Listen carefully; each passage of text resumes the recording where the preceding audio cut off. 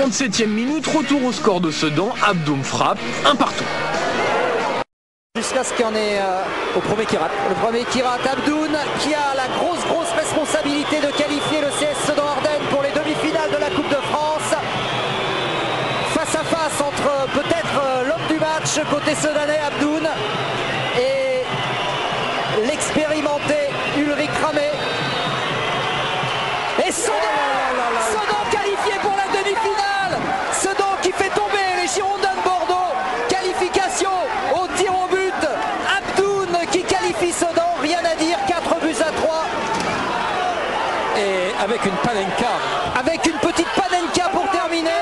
Voilà donc la grande surprise, ça va peut-être donner des idées à Carquefou qui jouera ce soir 21h sur France 3. Sa chance face au Paris Saint-Germain.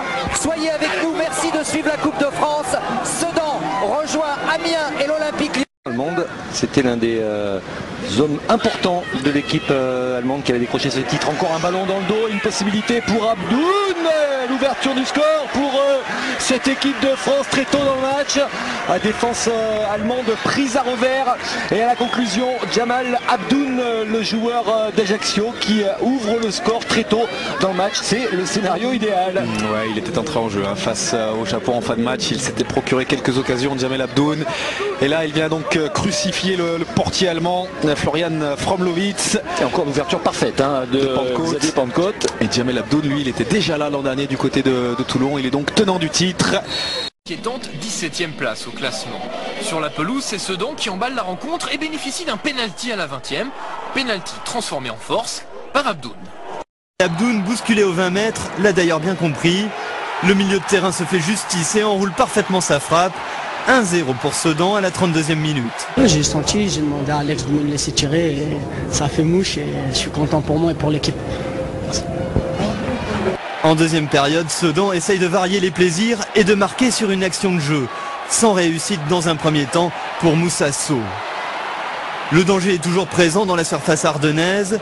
Philippe Brunel puis Ben Kalfala ne sont pas loin d'égaliser, mais butent toujours sur Regnault. Jamal Abdoun, lui, est tout près d'obtenir un nouveau coup de pied arrêté, mais le pénalty réclamé n'est pas accordé. C'est finalement en contre que le CSSA va se mettre à l'abri dans les arrêts de jeu grâce à Moussa Sow. 2-0, Sedan est en...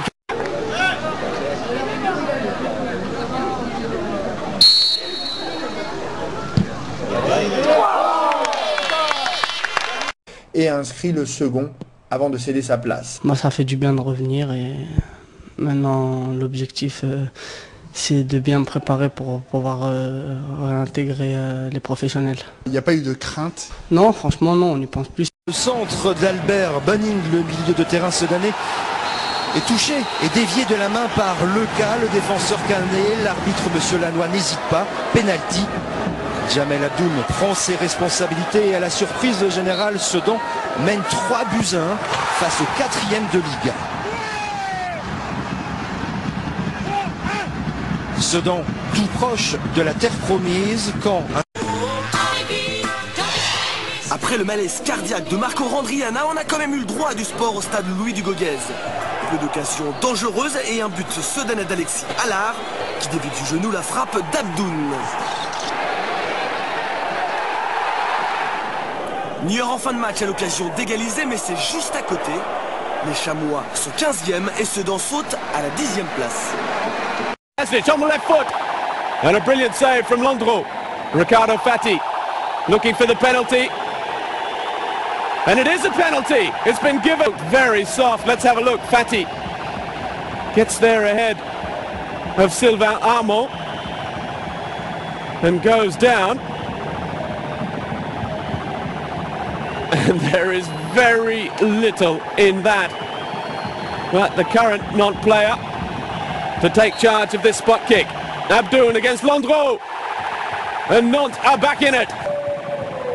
No mistake whatsoever from Jamal Abdoun, sending Michael Landreau the wrong way. Jamal Abdoun has done just that, but there'll be some talk about that penalty.